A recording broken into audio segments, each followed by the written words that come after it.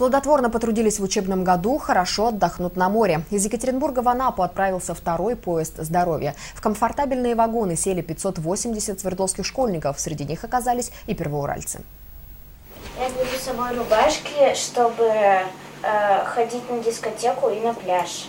А еще книгу, любимую игрушку и альбом для рисования. В свой чемодан 10-летняя Аня складывает все необходимое, ведь уже вечером она отправляется в солнечную Анапу. Хоть девочка не раз бывала на море, в те края едет впервые. Я поеду не одна, с младшим братом, и я очень сильно хочу отдохнуть. Хочу узнать много нового и познакомиться с друзьями. За новыми впечатлениями едет и Марк Егоров. Это двоюродный брат Ани. Мальчик немного волнуется, ведь он впервые отправляется так далеко от дома. С собой берет фотографию мамы и папы. Она самая лучшая, как они смотрят. И когда я буду смотреть на фотографию, я буду чувствовать, как будто они на меня смотрят и улыбаются мне.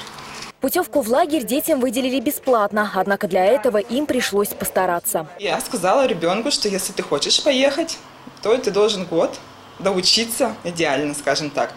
Вот у него был стимул, он хорошо закончил, участвовал во многих конкурсах в этом году. У нас есть победы, есть первые места областные. Купаться и загорать на море из Первоуральска поедут 30 детей. Путевки на юг они получили в рамках областной акции «Поезд здоровья». Этот проект уже 7 лет реализуют депутаты законодательного собрания региона. С 2011 года 8200 детей мы уже отправили. Из 74 муниципальных образований, практически все муниципальные образования вывезли своих детишек в Анапу на отдых.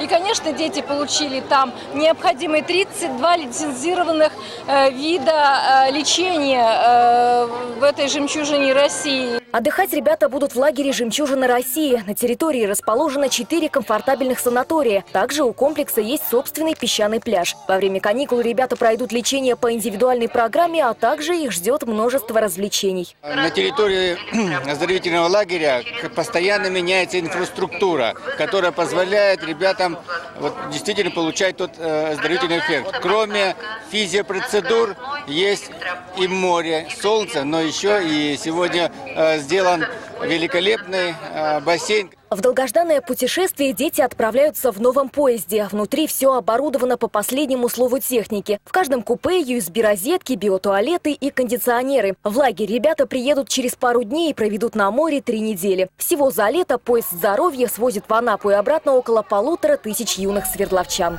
Ульяна Шелькова, Денис Неугодников. Хроника дня.